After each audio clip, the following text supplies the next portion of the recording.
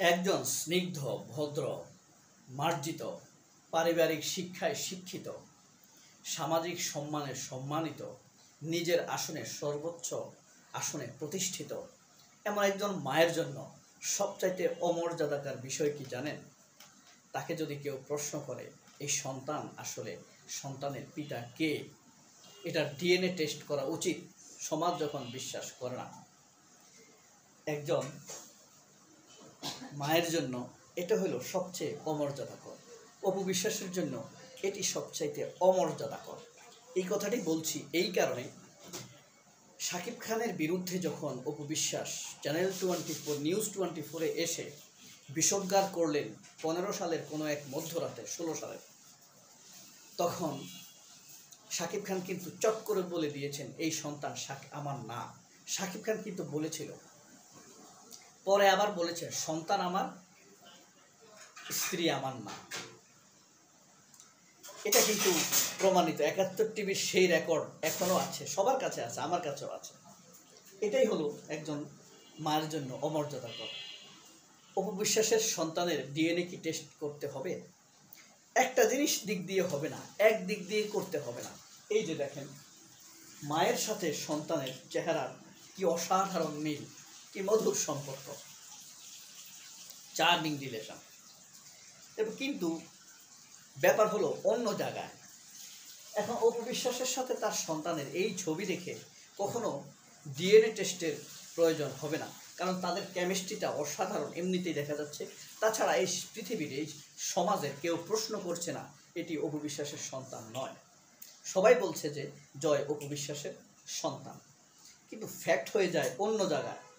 যখন আপনি দেখবেন এই যে এইটা কার ফ্যামিলি, একটু সন্দেহ জাগে না? এটা কার ফ্যামিলি বলেন? আপনারা কি বলতে পারবেন এই লোককে? আমি চিনি না, বাকি দুইজনকে চিনি। সিক্রেট রিলেশনটা কি? তাদের রিলেশন অফ সিক্রেট বা সিক্রেট অফ রিলেশন, এটা কি তাদের? এটা আপনার কার একটা ফ্যামিলি। হ্যাঁ,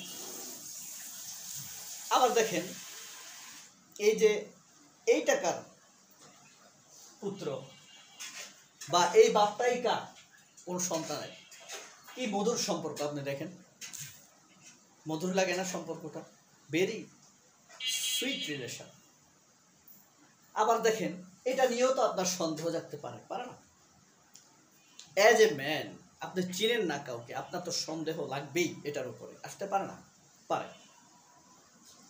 আবার দেখেন সবথেকে ভয়াবহ, জায়েদ খান যখন দাবি করে এইভাবে যে জয় আমার সন্তান, ডিবি হারুনের ভয়ে বলিনি।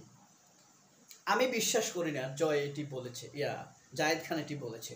তবে এটি যেহেতু ভাইরাল হয়েছে, তাহলে টেস্ট করাটা খুব জরুরি হয়ে গেছে। ধরেন কেউ একজন এটা ফেক করছে, ফেক, তার তো সন্দেহ গেছে যে করেছে। এই কার্ডটা কিন্তু যমুনা টিভির কার্ড, এটা যমুনা টিভির কার্ড। তাইলে বুঝেন আপনি, যার এত সন্দেহ লাগে যে সন্তান নিয়ে আপনার মনে ভয়ঙ্কর সন্দেহ জেগে উঠবে, সেটা তো এটা এইভাবে একটা ডিএনএ টেস্ট করা হতেই পারে। ডিএনএ টেস্ট দরকার হয়ে যেতে পারে, তাই না? পারে। এখন কথা হলো ফ্যাক্টটা অন্য জায়গায়। এই যে যার নাকি চরিত্রই এমন, যা তা মুখে দেয়, হালাল হারাম চিন্তা করে না, বৈধ অবৈধ চিন্তা করে না, যার চলাফেরা নাকি এরকম, নগ্নতায় স্বাচ্ছন্দ্য, তার ব্যাপারে তো একটু সন্দেহ আসা খুব স্বাভাবিক।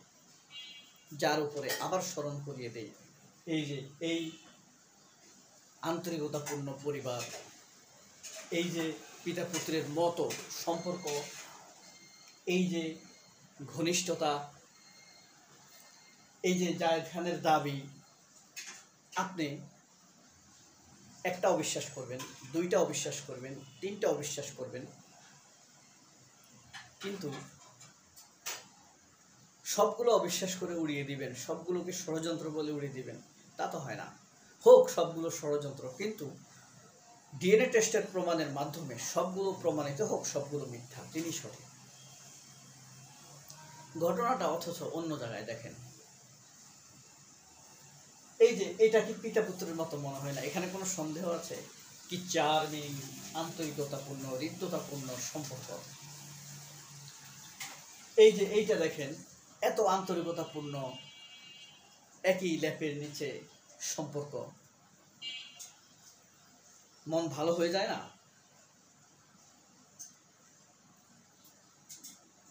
এরপরে দেখেন, এটা কিন্তু ঠিক আছে, মা আর পুতের সম্পর্ক, এটা কিন্তু হৃদ্যতায়, আন্তরিকতায়, ভালোবাসায়, মুগ্ধতায়, সব কিছুতেই ভরপুর। আবার এই যে এইটা দেখেন, এটাও আন্তরিকতায়, হৃদ্যতায় ভরপুর। আবার দেখেন এই যে চার্মিং ফ্যামিলি, হৃদ্যতা, আন্তরিকতা আর ভালোবাসায় এক সম্মিলন। এখন কথা হলো, এই যে অপবিশ্বাস কিছুদিন পর পর মিথ্যার বেশাতি নিয়ে হাজির হয়, এটার জন্য কি তার শাস্তি পেতে হবে না? শাস্তি পেতে হবে। এখন সে এইসব নিয়ে আবার কেন করছে? এগুলা কিন্তু সে নিজে করছে এই কারণে, সে যত মিথ্যা কথা, অপবিশ্বাস কিন্তু আসতেও কাটে, যাইতেও কাটে, শেষে বলে তাল গাছ আমার। এই যে সে বেসাতিগুলা ছড়াচ্ছে, সে সুযোগ নিচ্ছে। এই যে ধরেন এখন ডক্টর ইউনূসের সরকার,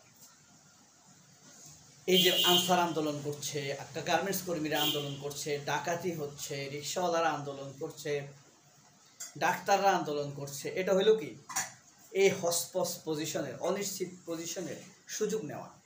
অপবিশ্বাস সেই অনিশ্চিত পজিশনের, অনিশ্চিত অবস্থার সুযোগ নিচ্ছেন, আর কিছু না। ডক্টর ইউনূসের সরকারকে বিব্রত করছেন। এরা এমনই, এরাই বিভিন্ন রূপে আসে সরকারকে অস্থির করার জন্য, এই দেশকে ভালো থাকতে দিবে না, যাতে করে আমরা বলতে বাধ্য হই যে আগেই ভালো ছিল, শেখ হাসিনাই ভালো ছিল। অপবিশ্বাস সেই টিমের মানুষ। এই অপবিশ্বাস আন্দোলনকারী ছাত্রদেরকে উগ্র বলেছে, অপবিশ্বাসের ভক্তরা উগ্র বলছে, সন্ত্রাস বলেছে। সেই অপবিশ্বাস এখন এমনটি করবেন, এটা তো খুব স্বাভাবিক। আপনাদের কি মনে হয়?